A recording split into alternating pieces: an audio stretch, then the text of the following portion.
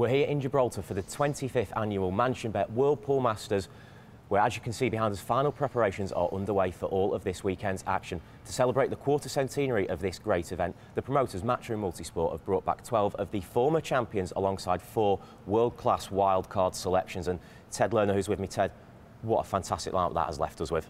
Nick, this has to be the greatest lineup I've ever seen in an invitational event, and arguably in any event I've ever covered in 20 years of covering professional pool. This is, every single match has the possibility of just amazing pool action at the highest levels we've ever seen at the sport.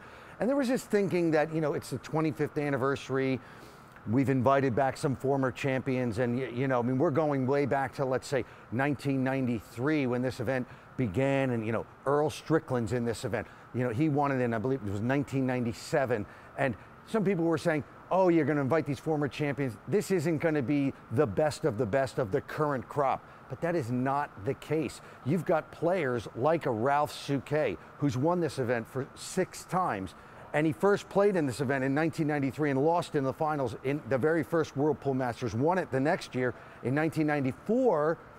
He's playing at the top of the sport, as evidenced at the Mosconi Cup recently. Now, Earl Strickland, also 56 years old, playing amazing pool. He's going to be joining the likes of like Darren Appleton, one of the legends of the sport, just went into the Hall of Fame, Niels Fine, Shane Van Boening, newcomer Joshua Filler, Jason Shaw.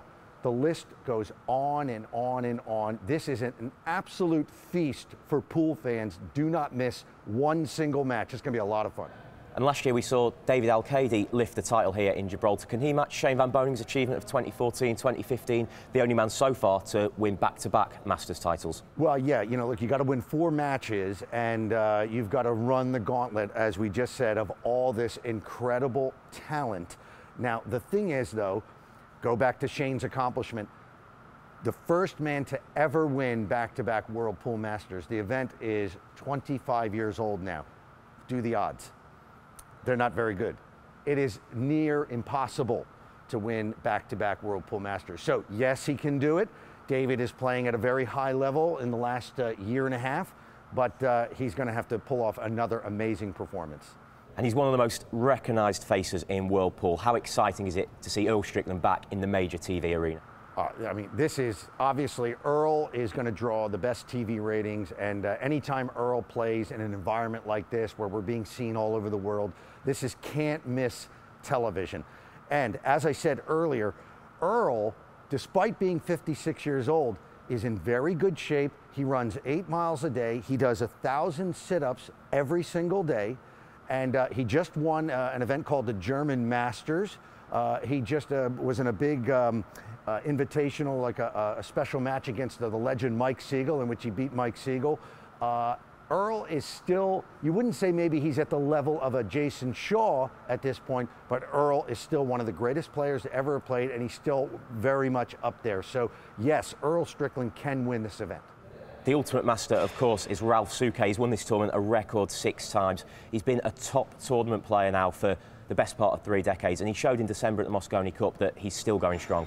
Ralph is another one like Earl, but even, I think, even at a higher level right now. Ralph keeps in an excellent shape.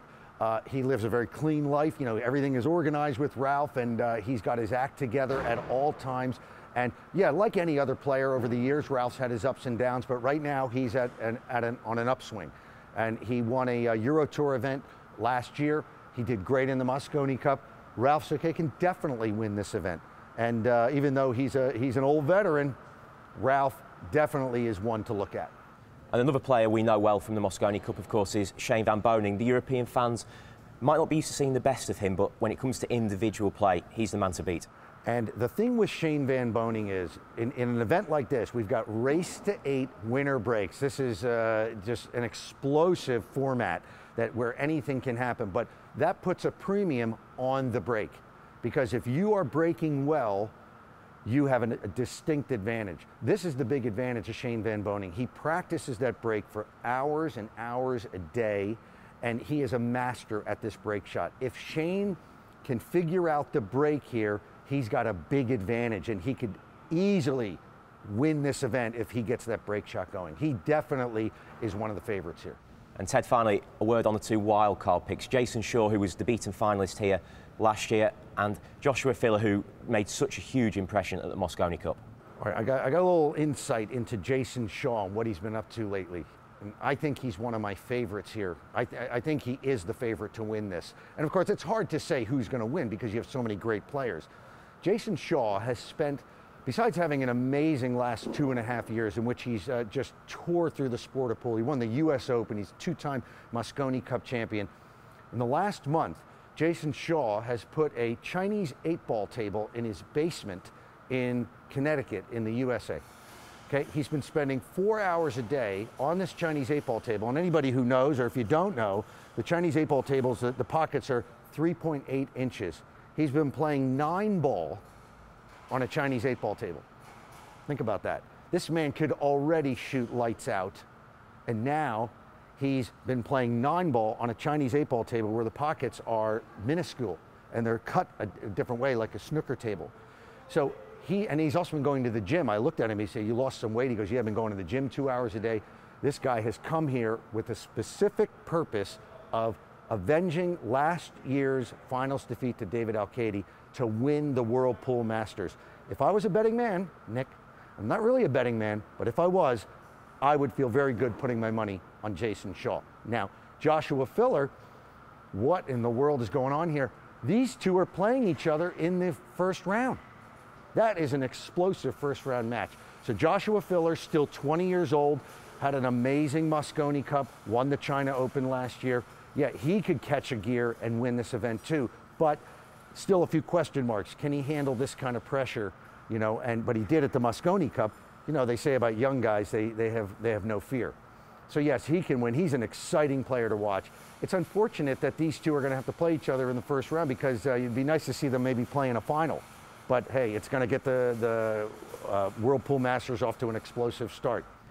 Well, let's take a look at the Mansion Bet odds for the tournament. Ted, who's your pick for this weekend, and who would be a good outside bet, do you think? Okay, as I said earlier, I think Jason Shaw is a very good favorite. I like what he's been up to lately. I think he has his eye on the prize after coming 1 rack short last year against David Alcady. An outsider bet that a lot of people may not look at, but it's amazing to say that, Dennis Orculio of the Philippines. Now, why is that? Well, Dennis is a very, plays under the radar. Filipinos, very low key, not very showy. Dennis can play as good as anybody. This guy is a talent from another planet. So keep an eye on Dennis Orculio. His numbers on the odds were looking pretty good. And you might want to, you could earn a little money putting some money on Dennis Orculio. Well, Ted, thank you very much. And all the action gets underway at 7 o'clock local time, that's Central European time here in Gibraltar, 6 o'clock live on Sky Sports in the UK. And you can join us wherever you are around the world. Head to worldpoolmasters.com and click Watch Live to see our list of international broadcast partners. And if we're not on the TV in your country, you'll be able to watch live at facebook.com/worldpoolmasters. And we'd love to hear from you too. We're on Twitter, we're on Facebook, and we're on Instagram. Use #WorldPoolMasters to get in touch. We'd love to hear your comments. Ted and I will be back for more Off the Rail at the end of today's evening session. We hope you can join us for that.